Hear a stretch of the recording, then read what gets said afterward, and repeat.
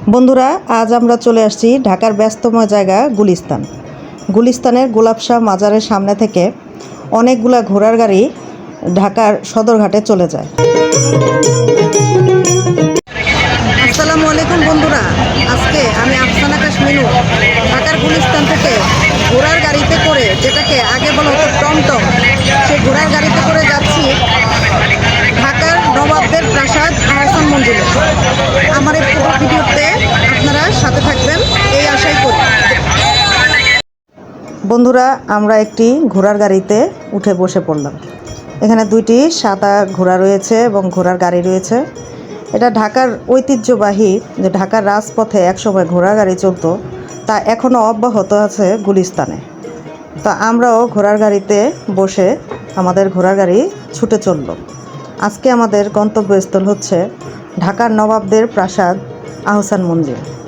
তো রাস্তার মাঝখান দিয়ে ঘোড়া গাড়ি ছুটছে, অনেক গাড়ি ঘোড়া যানজট পেরিয়ে আমরা যাচ্ছি এবং খুবই স্পিডে ঘোড়ার গাড়িগুলো চলে। আমাদের কাছেও বেশ দারুণ লাগলো। তা আমরা আস্তে আস্তে পুরান ঢাকার দিকে প্রবেশ করছি। এখানে যাওয়া আসার পথে অনেকগুলো ঘোড়ার গাড়ি দেখতে পেলাম এবং ঢাকা শহরে আমি থাকলেও এই প্রথমবার ঘোড়ার গাড়িতে করে ভ্রমণ করছি। এবং এই যে পুরান ঢাকার দিকে আসতেই দেখলাম এখানে জুডিশিয়াল আদালত রয়েছে এবং মহানগর আদালত রয়েছে এবং তার পাশে রয়েছে ন্যাশনাল হসপিটাল। আমাদের ঘোড়ার গাড়ি আস্তে আস্তে করে লক্ষ্মীবাজারের ভিতর দিয়ে প্রবেশ করলো। এখানে যে ন্যাশনাল হসপিটাল এবং মহানগর দায়রা জজ আদালত রয়েছে। চলে আসলাম একেবারে পুরান ঢাকার কবি নজরুল কলেজের সামনে।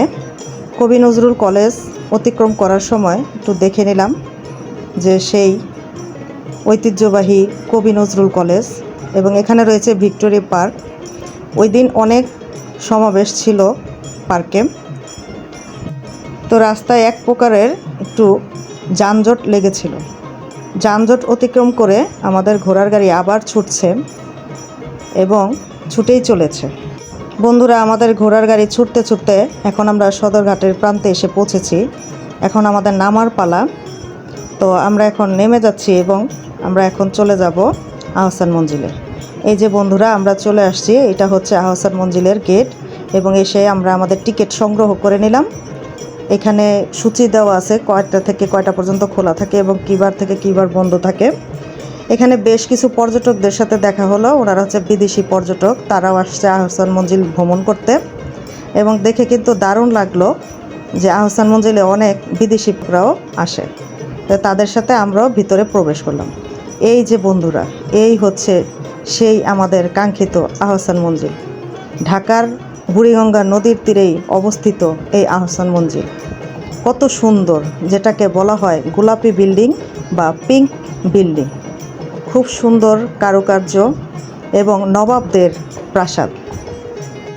শুধু পাকা দালানি নয়, রয়েছে বিশাল বাগান এবং বাগানে খুব সুন্দর সুন্দর কালারফুল ফুল ফুটে আছে এবং একেবারে সিরিয়ালে লাইন বে লাইন অনেকগুলো নারকেল গাছ লাগানো আছে, যা যে কারোরই মন কাড়বে। খুবই সুন্দর মনোরম পরিবেশ এবং খোলামেলা পরিবেশ। আমাদের কাছে কিন্তু যতই দেখছি ততই দারুণ লাগছে। তা আমরা আস্তে আস্তে এখন ভিতরে প্রবেশ করব। তো এটা হচ্ছে আহসান মঞ্জিলের ভিতরের দিক। আহসান মঞ্জিল বাংলাদেশের একটি ঐতিহাসিক স্থাপনা, দেশের দর্শনীয় স্থানগুলোর মধ্যে একটি। প্রতিদিন উল্লেখযোগ্য হারে মানুষ আহসান মঞ্জিলে দর্শনে আসে। সেখানে দেখা গেল ভিনদেশিদেরও। নবাব বাড়ি তো বটেই, একসময় সেখানে বসবাসরত নবাব এবং তার উজির নাজির সেনাপতিদের ব্যবহৃত পোশাক, ঢাল, তলোয়ার, বিভিন্ন অস্ত্র, থালা বাসন, আসবাবপত্র, নানা রকম চোখ ধাঁধানো জিনিস রয়েছে আহসান মঞ্জিলের ভিতর দিকে। তা আমরা আস্তে আস্তে এখন আহসান মঞ্জিলের ভিতর দিকে প্রবেশ করব এবং আপনাদেরকেও দেখাবো ভিতরে কি কি রয়েছে। বন্ধুরা, চলুন তাহলে দেখে নেওয়া যাক যে আহসান মঞ্জিলের ভিতরে কি কি সংরক্ষিত আছে। প্রথমে ভিতরে প্রবেশ করেই দেখলাম দুইতলা উঠার সিঁড়ি, কিন্তু এখান দিয়ে প্রবেশ নিষেধ। তারপরেই দেখতে পেলাম তৎকালীন চিকিৎসার কিছু যন্ত্রপাতি। এগুলো নিশ্চয়ই দন্ত চিকিৎসার কাজে ব্যবহৃত হতো। তারপরে আমরা গ্যালারির সামনে গিয়ে দেখলাম এটাতে লেখা ছিল ফানুস। তৎকালীন নাকি এটা ফানুস ছিল, আমাদের কাছে জারবাতির মতো মনে হলো, কিন্তু লেখা ছিল এটা একটি ফানুস। খুব সুন্দর কারুকার্য করা, সাদা কালারের গ্লাস দিয়ে করা এটি।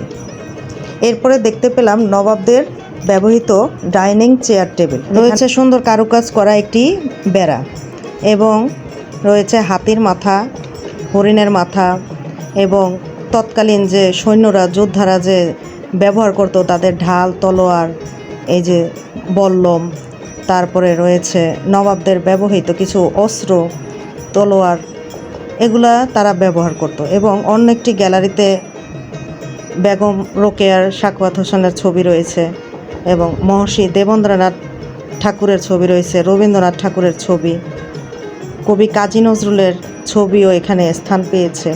তো এই গ্যালারি ঘুরে ঘুরে দেখে আমাদের খুব ভালো লাগলো।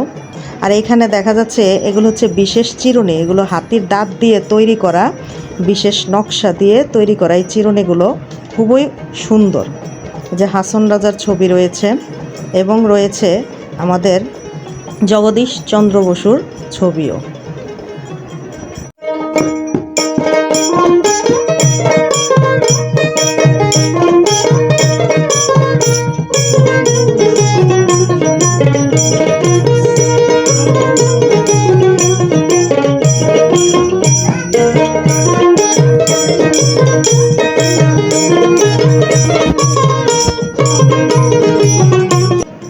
গ্যালারি থেকে বেরিয়ে এসে পড়লাম খুব চওড়া প্রশস্ত বারান্দা। বারান্দা থেকে এই আঙ্গিনার ভিউটা জাস্ট দেখুন কতটা অপূর্ব, কতটা সুন্দর। তারপরে আরেকটি গ্যালারিতে গেলাম, এখানে দেখা গেল তৎকালীন পানির ড্রাম। এগুলা খুবই মজবুত পানির ড্রাম রয়েছে, এবং তাদের ব্যবহৃত গ্লাস, জগ, খুবই সুন্দর কারুকার্য করা তাদের ব্যবহৃত তৈজসপত্র রয়েছে। রয়েছে খুবই সুন্দর নকশা করা একটি হাড়ি।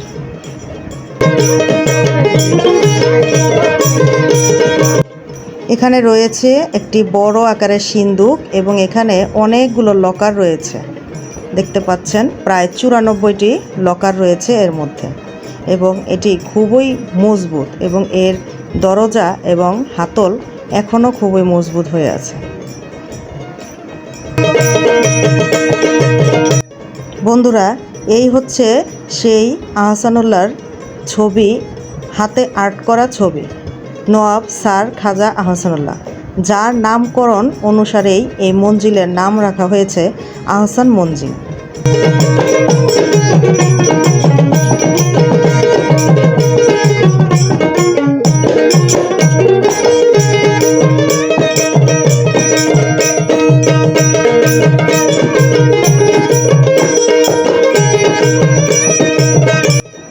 এখন আমরা সিঁড়ি দিয়ে দোতলায় উঠব। তো এখানে শুক্রবার হওয়াতে অনেক পর্যটকরা আসছে, এবং সিঁড়িতে উঠতেও অনেক লোকের ভিড়। আমরা আস্তে আস্তে উপরে উঠলাম, এবং এই সিঁড়ির রেলিংগুলার কাজগুলো দেখেন, খুবই অপূর্ব কাজ করা, এবং অনেক মজবুত, এগুলো খুব সুন্দর লাগলো।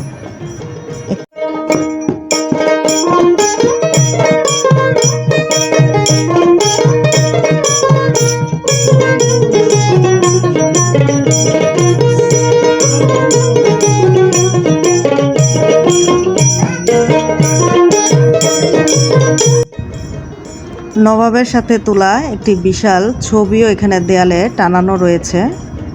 রয়েছে একটি বিলিয়ার্ড বোর্ড।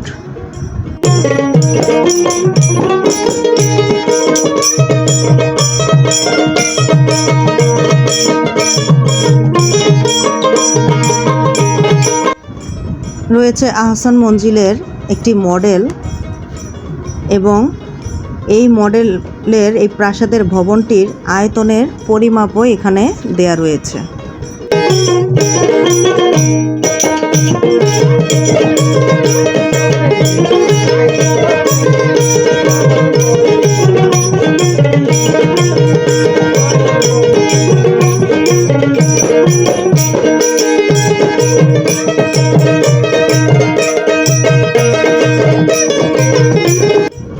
এখানে দেখা যাচ্ছে নবাবদের ব্যবহৃত বাসনপত্র, এবং তাদের একটি ছবি রয়েছে, তাদের ওয়াশরুমের জিনিসপত্র এবং তাদের ব্যবহৃত কিছু কাঠের তৈরি চেয়ার, টেবিল, খাট, পালং এবং তৎকালীন এটা দিয়ে বাতাসের ব্যবস্থা করা হতো। বন্ধুরা, এখন আমরা চলে আসলাম আহসান মঞ্জিলের একদম বাইরের দিকে। আহসান মঞ্জিল হলো ঐতিহ্যবাহী ঢাকার নবাবদের প্রাসাদ এবং সদর কাচারি। প্রাকৃতিক সৌন্দর্যে ভরা এটি ঢাকার মহানগরীর দক্ষিণাংশের বুড়িগঙ্গা নদীর উত্তর তীরে এর অবস্থান। মুঘল আমলে এখানে খ্যাতনামা জমিদার শেখ এনায়েতুল্লাহর বাগানবাড়ি ছিল এটা।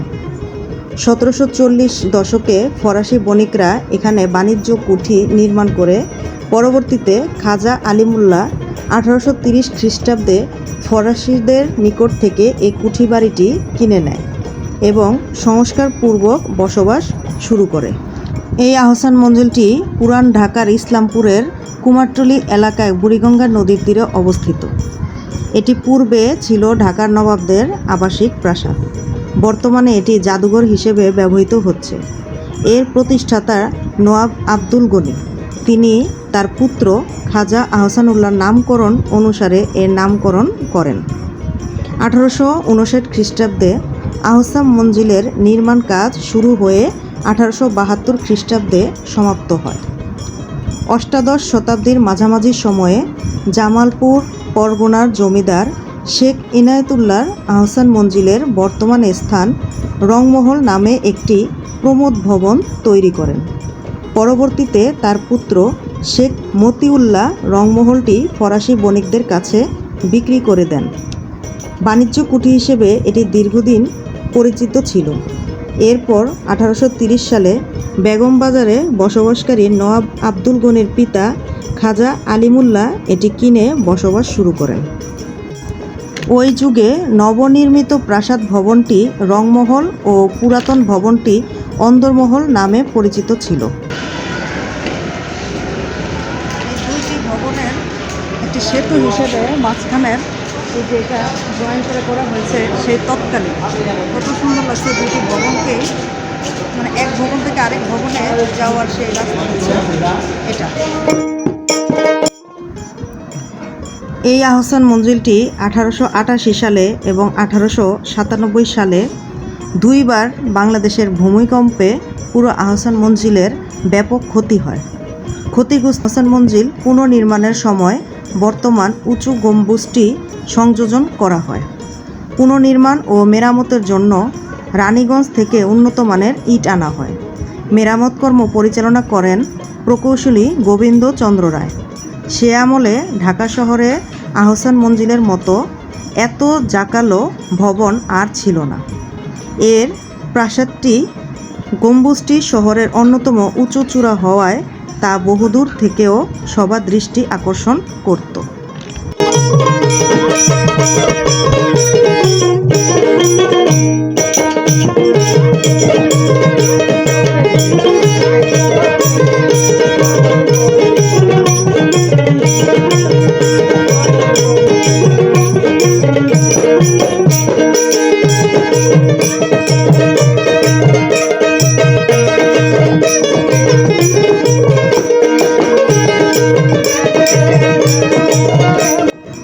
বন্ধুরা, আহসান মঞ্জিলে ঘুরে এখন পরন্ত বিকেলে সূর্যটা কত সুন্দর লাগছে।